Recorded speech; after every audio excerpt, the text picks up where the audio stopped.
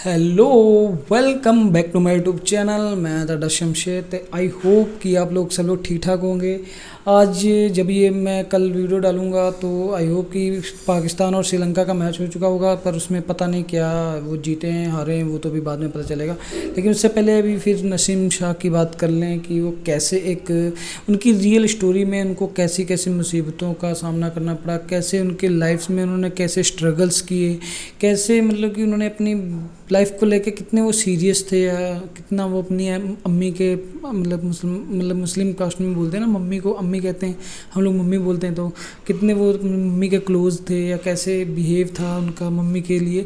तो वो सब चीज़ें पता चलेंगी। आई होप कि आप लोग को ये रिएक्शन काफ़ी अच्छा लगने वाला है। उससे पहले चैनल को कर दीजिए सब्सक्राइब, लाइक शेयर कमेंट जरूर कीजिएगा। चलिए वीडियो देखते हैं। Got him! Gone! स्ट्रगल बहुत सारे हैं क्योंकि लाहौर जाना और वहाँ पे एक गांव का बच्चा अगर लाहौर में जाता है तो लाहौर में जो इन्वायरमेंट होता है, जो माहौल वहाँ पे होता है और जो चीज़ें होती हैं डिफरेंट होती है हर चीज़ से। सबसे पहले तो आप डरते हो, मुझे उर्दू भी नहीं आती थी उस टाइम कि यार अब उर्दू के साथ क्या करूँगा। सबसे पहले तो ये मसला है कैसे दोस्त कैसे बनाऊँ, किससे बात करूँ, क्या।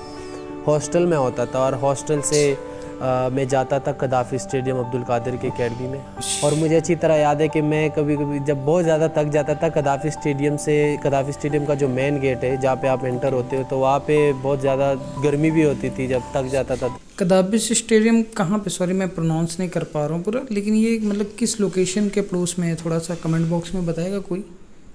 तो वहाँ पे किसी बाइक को कोई भी बाइक ऐसे जाते थे, मैं उनको यार रोको यार मुझे वहाँ तक ले जाओ। तो बहुत ज़्यादा टाइम ऐसे भी हुआ कि बड़ा अजीब फील होता था वो का। मतलब बंदे की फील समझो, कहना क्या चाह रहा है वो। मतलब ऐसी सिचुएशन देखी है कि इतना थक जाता था वो कि मतलब कि पैदल मतलब कि नहीं होता होगा ना तब के टाइम पे, जब वो स्ट्रगल टाइम चल रहा था, बाइक्स नहीं होगी तो जिससे हेल्प मिली उससे हेल्प ले ली। तो काफ़ी तगड़ा स्ट्रगल देखा यार ने।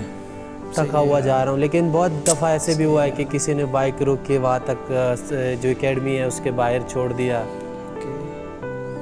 अम्मी के साथ बहुत अटैचमेंट थी और मेरे अम्मी ने ही मुझे ये काबिल बनाया कि मैं क्रिकेट खेल सकूं, क्योंकि मेरे अब्बू बहुत सख्ती से मना करते थे क्रिकेट से। ठीक है, वो क्रिकेट को ऐसे समझते थे जैसे क्रिकेट है कोई ऐसे समझो कि हम कोई गुनाह कर रहे हैं कि यार ये क्या टाइम वेस्ट कर रहे हो, पढ़ो ये वो। तो अम्मी से टेप के लिए पैसे मांगते थे कि अब्बू नहीं देते थे।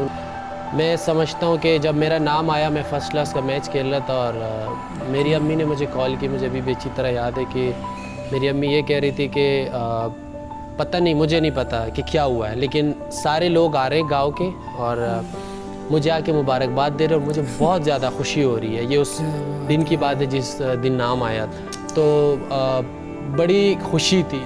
जब मैं फिर टूर के लिए जा रहा था तो जिस रात मेरी डेब्यू थी, टीम मैनेजमेंट वाले आए और मुझे तो पता नहीं था कि मेरी अम्मी का ये वाक़या हुआ है। तो उन्होंने खैर मुझे बताया कि आपकी अम्मी दुनिया से चली गई, और खैर उसके बाद तो मुझे बिल्कुल होश ही नहीं था और बिल्कुल समझ नहीं आ रही थी। लेकिन फिर ये कोशिश था कि अभी कम से कम इतना हो कि मैं उनको आखिरी बार तो देख सकूं, लेकिन वो मेरे ख़्याल से कि इतना टाइम नहीं था कि मैं जनाजे पे पहुंच सकूं। तो फिर मेरे अब्बू ने कॉल किया कि बेटा देखो, आप जिस मकसद के लिए गए हो, ठीक है, अम्मी और मुझे या जो भी आप कह लो कि सब घर वालों को छोड़ के आप चले गए, तो इसी मकसद के लिए गए हो। अब आप ऐसे करो कि ना जो है ना वो खेलो। और मुझे तो बिल्कुल होश नहीं था।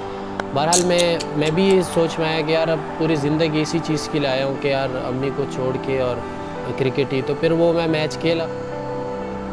मैं ऐसे सोचता था कि यार मेरी दुनिया ख़त्म हो गई अंदर, क्योंकि बड़ा एक ना मुश्किल, मैं ही समझ सकता कि वो क्या हुआ और अम्मी के लिए मैं क्या सोचा था। तो वो जो था कि बिल्कुल ही मैं समझता था कि अंदर से अब यार क्रिकेट तो खेल रहा हूँ और मैं बिल्कुल जो है ना ख़त्म हो गया हूँ अंदर से। बिल्कुल ही समझ नहीं आती थी क्या करूँ। टूर करके वापस घर जाओ तो घर का माहौल भी ऐसे होता था, आपको पता है मीना हो, तो बीच में काफ़ी फिर क्रिकेट खेलते हुए इंजरीज भी आती हैं, काफ़ी चीज़ें होती हैं। इन सारी चीज़ों के साथ फाइटिंग करना, तो ये मेरे ख्याल से बड़ा एक मुश्किल टाइम होता है। फिर परफॉर्मेंस भी करनी होती है, हर चीज़ करनी होती है, क्योंकि ये तो वही बंदा समझ सकते जिसके साथ ये चल रहा होता हो। आप अगर कोई और कहीं हो, आपको मेरी फीलिंग तो नहीं आप समझ सकते कि इस पे गुजर के आ रहा है इस टाइम। बंदे दी लाइफ दे विच यार काफ़ी ज़्यादा स्ट्रगल है यार। मतलब कि जिन्हों सब तो ज़्यादा प्यार करिए माँ जो होती है यार, मतलब कि सब दिल की बातें जो भी होती हैं उनके सामने खोल देते हैं। पापा के सामने हम लोग शायद कुछ ना बोले, लेकिन माँ के सामने सारे दर्द खुल जाते हैं। मतलब एक मतलब अलग ही सेटिस्फेक्शन मिलता है उनसे बात शेयर करने के बाद। बंदे ने मतलब कि मॉम की डेथ हो जाती है, उसके बाद सब कोई किसी की भी हो, सही बंदे ने लास्ट में बात बोली कि जिस पे बीतती है जानता वही है। अभी तो मैं खाली रिएक्शन में कुछ बोल सकता हूँ, बस उनको सिंपैथी या कुछ भी, बट उस बंदे पे बीती है तो वही जान सकता है उस पर क्या बीत रही, कैसे उसने उस मैच को खेला होगा जब उसको पता चला कि मैं तो ऐसे ऐसे मेरी मम्मा का मतलब। यार सल्यूट है भाई को, कि तब भी मतलब कि सल्यूट है उस पिता को जिसने मतलब कि अपने बेटे को एक हिम्मत दी कि जिसके लिए आप गए हो वो काम पहले करो। जो भी है चलो, जो होना था, जो भगवान को मंजूर था वो तो हो गया।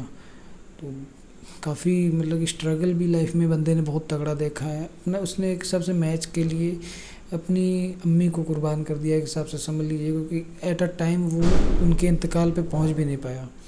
सो आई होप कि आज के इस रिएक्शन से काफ़ी कुछ नसीम शाह के बारे में पता लगा होगा, और कैसा वो बंदा क्या फील करता है या कुछ उसके जज्बात हम लोग को समझ में आए होंगे। मिलते हैं फिर अपने नेक्स्ट रिएक्शन वीडियो में एक और रिएक्शन के साथ। हम ऐसे ही रिएक्शंस लेके आते रहते हैं, अपना सपोर्ट ज़रूर दिखाइएगा। और काफ़ी एक लंबा सफ़र हमने भी तय किया है, देखिए कितनी मुश्किलें आती हैं। तो मिलते हैं नेक्स्ट वीडियो में, तब तक के लिए टेक केयर, बाय बाय।